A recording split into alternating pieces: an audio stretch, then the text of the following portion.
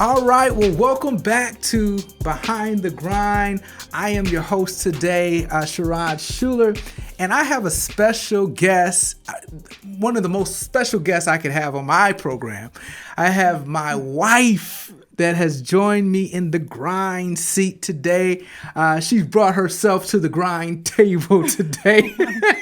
Did you bring yourself to the table? I did. I brought myself. You brought your whole self? My whole self. No entanglements, right? No entanglements. I'm in the green. I'm good.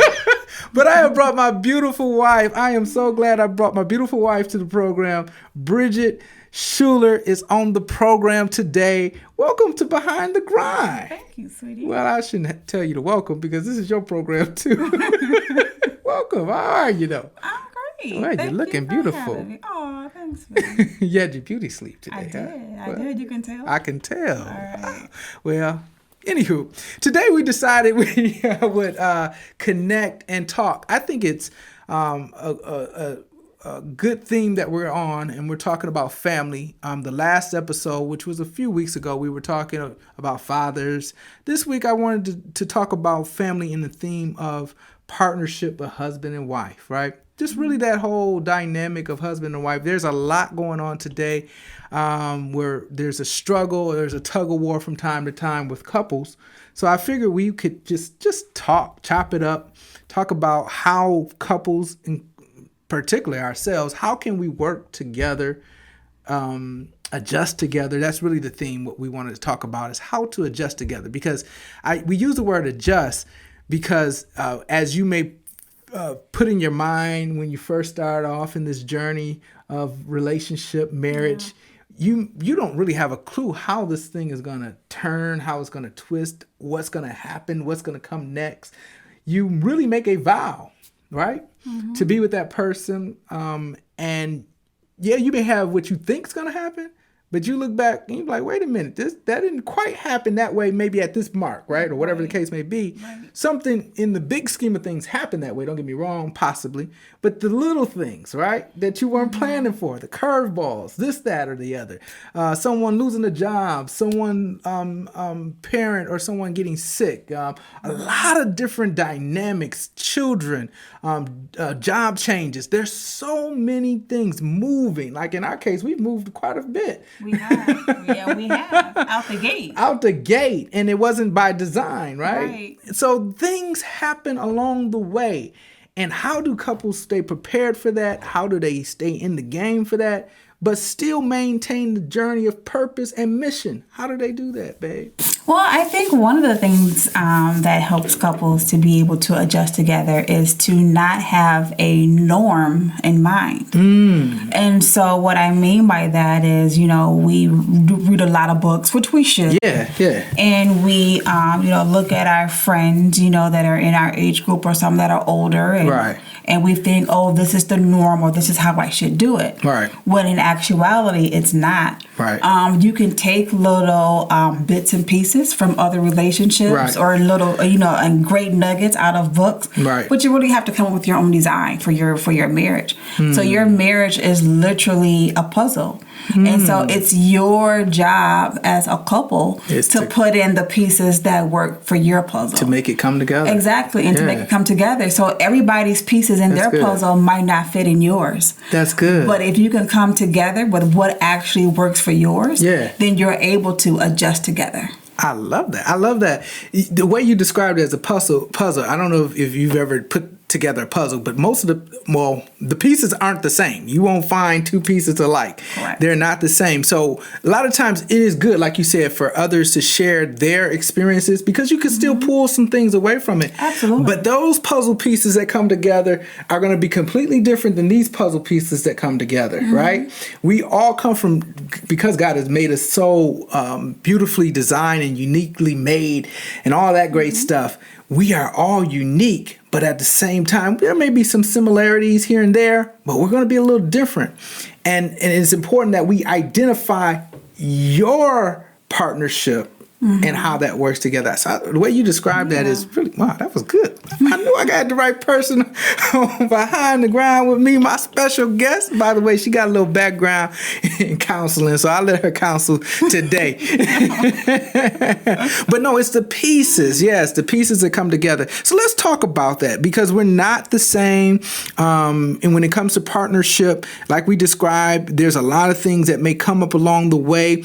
What is the driving force that you think that helps keep you grounded, right? Or in this relationship or any relationship per se? What keeps you grounded that, I know we have our moments where we feel like flying off the handle at each other, don't get me wrong, but what keeps you grounded? Like saying, hey, let me stick to this. Let me stick to the script. Let me stick to what the plan is. Well, so what keeps me grounded and what keeps me, together when things don't necessarily go the way that I want them to go is to literally just remember that I myself am not perfect. Oh.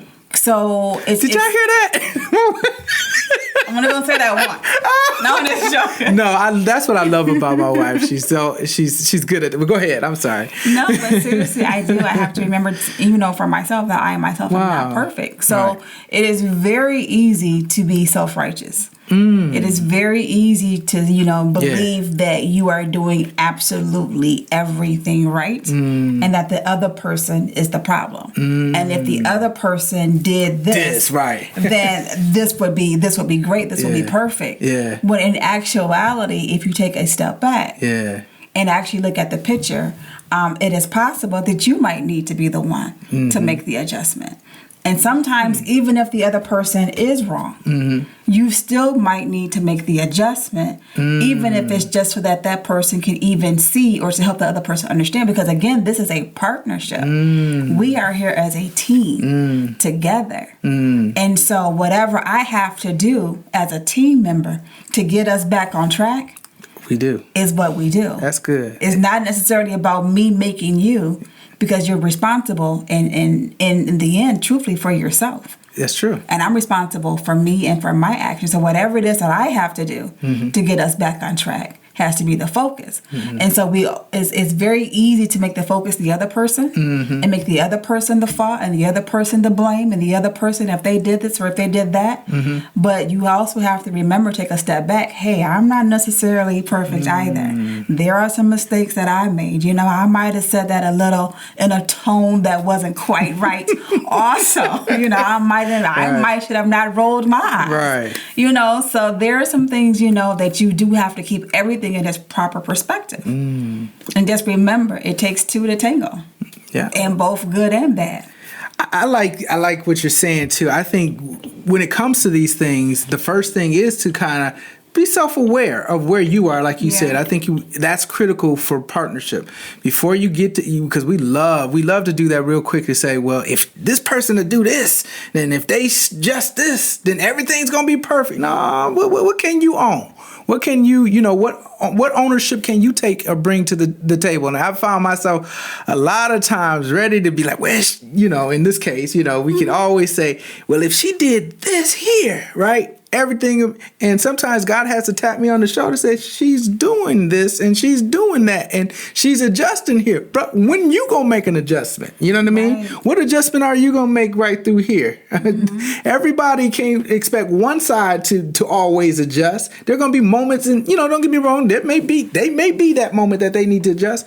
But how many times does God require you to make some adjustments, right? And I think sometimes us men, and I may be speaking out of place, I don't know, but sometimes we just always, not always, we may assume that if our spouse did X, Y, and Z, right, that everything will be perfect. But we're not willing to make any adjustments. We get bullheaded or stubborn in our own ways, and we're not willing to make adjustments. But I think those adjustments, if we're willing to make adjustments, we'll find more a way of getting things accomplished that we never thought could get accomplished if we make focus more of the attention on ourselves of making adjustment than the person, our spouse, of making adjustments. Would you agree? I agree. Okay. I agree. I think that makes a lot of sense. You do have to take the eye off of the other person and really put the focus on yourself. Yeah. What is it that you can do right. to forward the relationship. Right. Now, we can talk about how easy it is to adjust, but let's just be real. Sometimes it's hard, thinking of in context of, I know you're a very detail oriented person, and I might not be as detail oriented and may not be as precise as you. However, we're both introverted, right? Mm-hmm. So we both think first before we respond. But you may be a little more detailed than me, and I may be what they may call on spontaneous. Not so much spontaneous, but thinking on the fly, because I might be more oriented to make adjustments as they come. Let's just be honest. How does a person like you how do you make adjustments in this case when you're wired down that road and have the tendency to do all these other things as far as making a last minute decision potentially, or making a in the moment decision? How do you handle that? Because I know you like things planned. Well, so you're right. I do. I like things planned. I like things detailed. I like things spelled out. I like to know what my next steps are. I don't like a whole lot of guesswork. In my mind, I don't understand why we out here guessing when we could have just taken the time to just properly prepare. Yeah. So that is absolutely how I am wired. Where you're not nowhere near loosey-goosey. Right. But at the same time, you are more of a, hey, let's just wait. Everything can't be planned. Sometimes you have to kind of move with the flow. So one of the things that I have had to learn, even when we have heated conversations, I can what you call intense fellowship, right? Even when we don't really have them, but but seriously, even when we be having it in our head. We mostly probably have those in our heads versus. I did say that to you, right? Did you hear that? No. Right. But even in that, to where I can rip mine kind of off. Yeah. Where you are, I know that you're not gonna come back. I'm just a little slow in my responses. Right. But I know that you're very it's going to take you some time.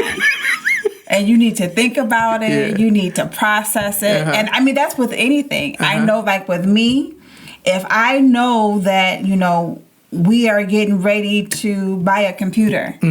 So for me, I'm thinking about the type, the kind, what I need it for, what I need to do. I'm thinking all this out. Where you're just kind of like, well, hey, we're gonna, when we get there, we can look at it and we can do this. I don't know. They might have this new and you're thinking like that. Me, I've already got it. I'm narrowed down, but I'm learning though. I'm learning that everything doesn't have to be as planned. Everything doesn't have to be as detailed, and that there is strength in waiting. There is strength in not having everything so locked in and maybe even just narrow-minded. There's strength in having a broad perspective on things. So I'm learning that from you. So in my shortcoming, that happens to be a strength of yours. And so although it is different from mine, I'm looking at that and trying to, learn from that and trying to capitalize on that, because that actually is a strength. It's different. Yeah. So I can look at that and, and I can turn that into something that is negative. But instead, I do try to turn that into something that is positive. I think it goes back to your point in the beginning about the puzzle pieces. You know what I mean? It's a part. It may be different, but it's a part that we need to connect, right? It's a part that we're not necessarily missing, but it's that part that connects us together, because it may be the shapes are different, but ultimately they fit together at that moment. So with that being said, I bring that up about how you can handle, being that kind of person, because a lot of us have our preferences, right? We have the preferences on how we see things, how we do things. But the truth of the matter, I think you said it before, if you got with another person that was exactly the same, how would you produce something, right? If both of us are both trying to play, not saying that you can't, I want to be clear on this. Not saying that two people that are very detail oriented and very planned can't produce anything, but they still have to find where we fit together, would you say? Well, yeah, I do say that. I mean, I say that quite a bit, but in my mind, Yeah, you're right. If you have two people that are the same, you can still produce. But the way that I look at it is, if you're going to be the same, you really don't need the other person. That's true. Because I could have produced this. I can produce this with or without you. So technically, you're not needed. But what I do need is somebody who will think about something differently than I think, who will do something differently than what I would think or what I would do, because it's that difference. Although I might not like it, if I learn to appreciate it and use it and capitalize off of it, that difference is what's gonna be a benefit to me to help push me or propel me to that next level. That's good. I really don't need someone that's the same as me. I need someone that is different That's good. than me. And so you and I have that great balance, because although we are so much alike, We're so much alike, our but yet differences are very different. very different. Yeah. That's beautiful. I think that's very critical to appreciate. I guess that's what I'm pulling out of this, to appreciate differences. I think that's very critical, especially in partnership and relationship, because maybe subconsciously that may be something that helped, attract me to you, vice versa. Who knows? I don't know. But we got to learn that when we came into this relationship together, there's something that brought us together, and we weren't coming together to destroy each other, right? We came together to do something, to produce something that we couldn't produce on our own. And it's critical because so many couples clash over trivial things. Let's talk about that. What are some things that you find people trip over, that maybe they can do some things to maybe get over that a little bit easier, like in a relationship or a marriage? Well, kind of even just going back to what we were talking about earlier about just the whole typical roles and thinking about, so, people, obviously finances are a big thing that people typically, clash over. Right. And it can be something as simple as, because people think, because I'm the woman, I have to be the one who manages the finances. My husband goes out and he brings home the bread, and then I'm the one who has to manage it all. Well, what if you're a wife who has never been taught how to manage finances?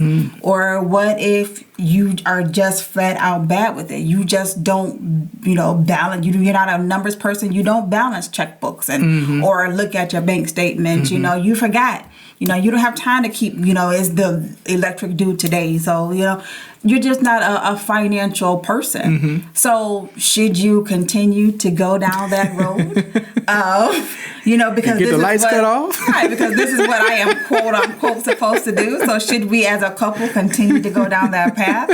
Well, God forbid, no, you should not. What you should do is come back to the table, put all of the responsibilities still back in the bucket, because they obviously have to get done. And then let's readjust who actually handles what. It doesn't matter about roles. So it literally matters about, this is what I am good at. This is what I am not. Hey, or which one of us is even better at this. I think that's I think especially in our case, like I have a background in banking, finance, all that kind of stuff. So ideally, in my pride, I could be like, I want to run everything in this house when it comes to finance. I want to do that. I could raise my hand because of my quote unquote background. But guess what? Who's a beast at finance? You are, right? You're way better than me. And my pride might want to be like, no, I got it. But the truth of the matter is, this is one of those moments of self-assessment that I thought I was somewhat good, but my wife actually has a little better gift. I know we were doing what's funny is we were even working together, like when we were doing investment things and stuff like that, which is funny to me because I'm thinking I'm supposed to know this. I'm working I'm not literally, I done ran financial institutions per se, right? And I'm like, man, I can't figure this investment stuff out in just one shot. You're like, oh, this is what you do. You invest here, you do this. And it works. And I would be stupid if yours is yielding more results than maybe what I'm putting together. I would be stupid to try to hold on to my pride or hold on to something when I just need to release the ranks per se, or not even release the ranks. Maybe I need you to help me figure that out. And so that self-assessment is critical. And so and maybe vice versa. Let's flip on the other side, possibly, right? You have been, let's just say, I'm not saying this is the case in our case, but you may have been cooking for years, right? And then all of a sudden, I may come along, but I have a desire to want to do this, and I like to have a certain, and you don't really have the desire to want to go to the grocery store and do all this other. Why would you fight to say, well, I've been cooking for years? You know what? And we can say, let's just say, but the bottom line is that is the truth in our household. So the truth in our household is I don't like going grocery shopping. Yeah, right. I absolutely hate to go to the grocery store. I would rather almost do just about anything than go to the grocery store. Until we find, on a side note, I'm glad they bring groceries. Until we find out that, oh my goodness, I can go to an app and they will bring me the groceries. So yeah, until I realized that, my life was just like, man, that's a task. I got to work myself up to go to the grocery store. Meanwhile, I have a husband here who feels like going to the grocery store is an outing.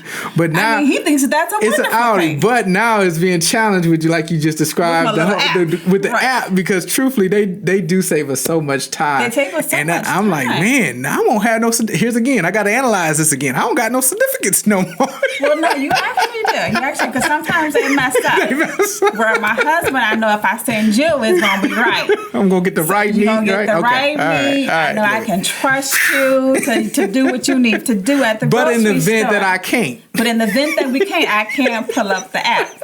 But typically what? Typically that is a woman's role. Yeah. Now, why should I go out here and stress myself out at the grocery store when I have a husband that literally looks at this as an outing?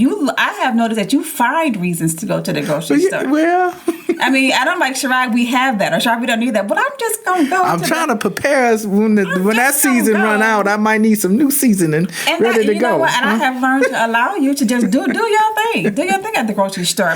And even going to cooking. Yeah. Yes. I felt like in the beginning I was doing all the cooking every single day, all that good, great stuff in the beginning, and I thought I was sweet. I thought I was real sweet. Until that one time I asked you to cook something, and you cooked it. I'm like, now wait a minute. Look here. What she did was I was seeking for. I was seeking for something, and she was able to. Oh, honey, you did a really good job for it. I was like, let me do it again. I literally you. And so now, ever since then, I've been cooking. Because my husband is the bomb cook, and then I had to think about it. Now wait a minute. You know what? Now that I think about it, most chefs that we see on TV and all of that, even in restaurants, they are men. Why am I suffering? Look at her. She going deep down. Why am I suffering in here cooking, struggling? The truth. This comes natural to my wonderful husband, who is an amazing cook. I hope all the wives and women are listening. My wife is giving you game on how to keep your husband in the kitchen. If that's what he's been doing, let him know that he's doing a great job, and he'll continue to cook because it's been working. But the truth of the matter is, we really want to bring that perspective that every household, I don't know where, there's some things that are golden and we do need to look at from a traditional standpoint. Don't get me wrong, when it comes to households and families and whatever that may be. I get it. But we somewhere along the line have gotten to a place where we have missed or not really fully define these type of things that are not as critical to a relationship, that sometimes we make more critical or more bigger than it needs to be, when the truth of the matter is we need to make the adjustments accordingly. That these are non-negotiables, right? I should say non-negotiable. What's the word I'm going to say? These aren't that critical. Right. These aren't that critical. There are some things, I will say that we'll say, hey, this is what you're responsible for, and the wife is responsible for X, Y, and Z. And we'll leave that up to you and your household and what you interpret in those principles. But some of the stuff that we find that some of us are fighting over, not that serious. It's not that serious. It ain't biblical. It ain't this. It ain't that. It's minor stuff. I know even when it comes to, maybe caring for children, I know, one person might be feeling overwhelmed and look like the other person ain't doing X, Y, and Z. You know what I mean? When the truth of the matter is, the other person might be doing like you said, a whole range of things that allow the other person to do this. And sometimes we got to take a step back and understand this person ain't really trying to set me up to fail. We just trying to make this household work. We're just trying to make this partnership work, right? Right. And I mean, it's just the minor things that we see people fight over is funny to me sometimes. Yeah, and just think about it like a business. Yeah. I mean, even in a business, everyone can't have the same business. Okay, if That's we true. had the same business, there would be a whole lot of blackout here. Yep. So your relationship is good. literally just like the businesses and the establishments that Yep. we see. They have to be They have to, different. yeah. So you have to have a McDonald's and a Burger King and a Wendy's. They all make hamburgers. Yep. They all make, patties. They all come on a bun, but everybody's hamburger and bun is different. And that's okay. And we have all throughout some point time in life have enjoyed them all. Yep. But it's all different. So everyone, so yes, you have, your household, but it's going to be different, and be okay with that difference. That's good. Yeah. You dropping nuggets up in here. So funny. So adjusting together. I think we touched on this a little earlier. I don't know if we did or not, but along the way, you start off these journeys looking at the relationship going a certain direction. Things come up, it goes a different direction. You've talked about how you stay grounded in those times. The truth of the matter is, what do you put in place that people don't get lost in two visions colliding, per se, right? How do you come into a relationship? One person has a vision, the other person has a vision. How do you keep that from colliding? How do we still allow everybody to fulfill visions or, things like that may be uniquely different? How do we get that to happen? Well, first, you can't have a relationship or a marriage with two different visions. Okay. So that's the first problem, actually. It's a problem. That's actually a problem. Okay. Because, the Bible is very simple and clear. how can two walk together unless they agree? So you first have to agree on the vision. Now, not saying that the other person's vision has to be cast away, but we need to be working on this vision, and then maybe once we bring this to pass, let's go and work on this vision. Go here. But we both can't be working on two separate visions supposedly together, because that obviously is not going to work. So that's the first thing. Okay. And so once we decide what vision we're working on together as a couple, we come to the table, we put our ideas together, we put our thoughts together, and again, it goes back to those roles. Because we were, kind of conversing just the other day, you could have two powerhouses. Yeah. And we have seen examples, even in our present day, of powerhouses. Yep.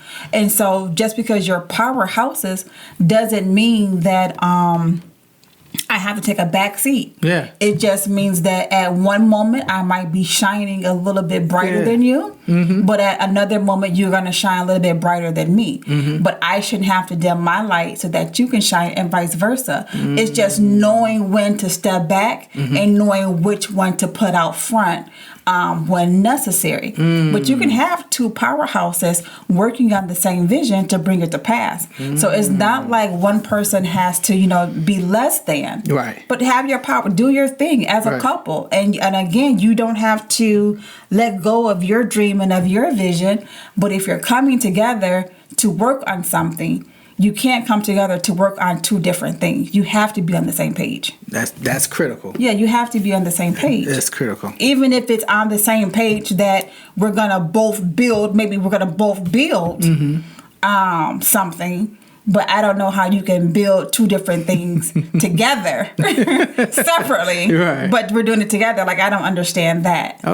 Okay. Does that make sense? It does make sense. So you, at some point, you're on to me, it feels like you're on a journey together.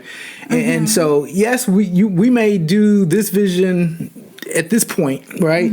But right now we're going to do this, right? Is that what you're saying? And then at some point we may do that, if that's that, and we, go on along the way. Is that what we're saying?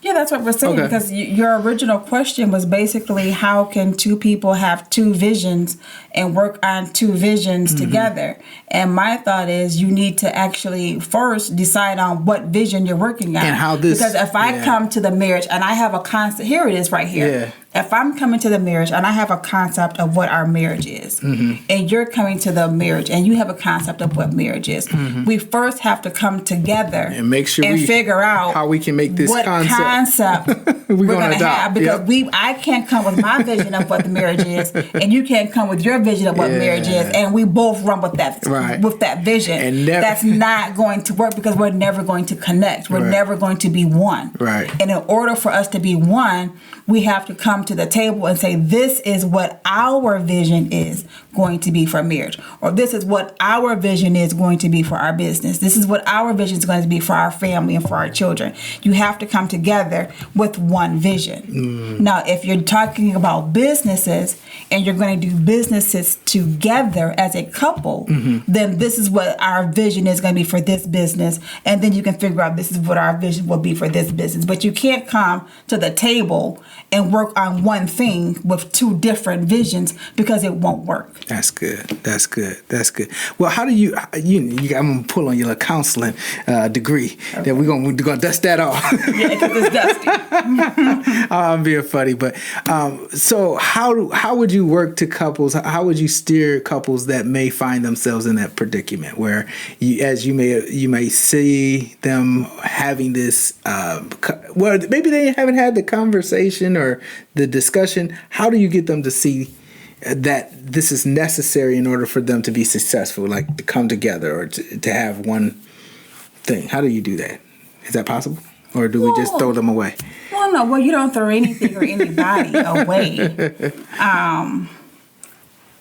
But in order to get them to see that, again, you have to ask them, what is their vision? And maybe it's even a matter of having them write down the vision. And then once they write down the vision, the things that are similar, let's keep those. Let's bring those things together. That's good. And then the things that are different, now let's talk about those differences. Right. And let's see out of those differences what we can actually meet each other halfway with so that we can also bring those things to the pot. Because it's those differences. Look at you. You really did get a little counseling background, huh? That was good. Yes, I know. I know you came in on the end part of the school, but I really did go to school. That's good. That's good. And so we need to look at those differences. Yeah. Because sometimes those differences are, even though we find them to be hard or difficult, or sometimes things that are actually needed. So, and we may need to pull on this at a different point. We might need to pull on at a different point, but they actually might be needed because again, it's the differences that's what's going to actually push you together. Because there's sometimes there's a difference or an opposite in your partner that you might not even know that you need. Wow. So you might have to pull on that difference, but it's a matter of getting those differences out in the open and discussed and talked about, and let's see how we can leverage those differences, because we might have to also bring those into the pot. And so what you're saying, and I love this, it doesn't matter that you have a difference. Let's get it out. Like you said, let's get it out. Let's discuss it. You feel this way, I feel that way. Let's get that out. But like you said, let's see, there may be somewhere in this puzzle, going back to the puzzle, where these things really they actually come work together. Right. And we might not even know it, because we might just be, we're so busy looking for the similarities that we don't always appreciate the differences. But the differences is the thing that you actually need. Yep. That's good. That's good. And we've been on these different differences when it comes to personalities and stuff like that. And you probably have bear with me as I've been trying to get through all of these different type of personalities that we come across. So much so, I have this book. What's your favorite book cover title? This is funny. What's your favorite? Embarrassing. My favorite book cover that is actually on my Bible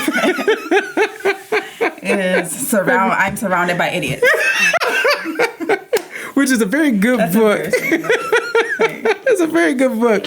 But what that book is really, it's one of the things that I do when I have an opportunity is I do talk to people about their different personalities.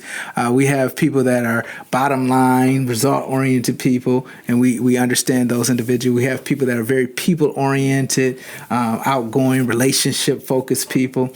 We have people that are a little more reserved but loyal, able to support people. And then we also have people that are more detail-oriented and can get through things.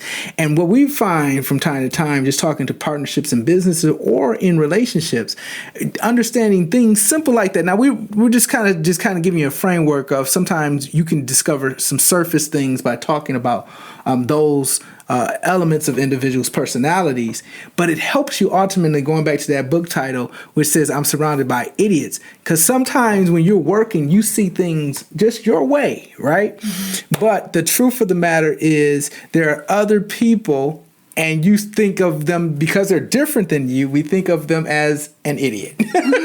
They're That's true. per se. Right, Meaning because it's completely different than you. Mm-hmm. And we even find that we get in our relationship. This person is so different from me.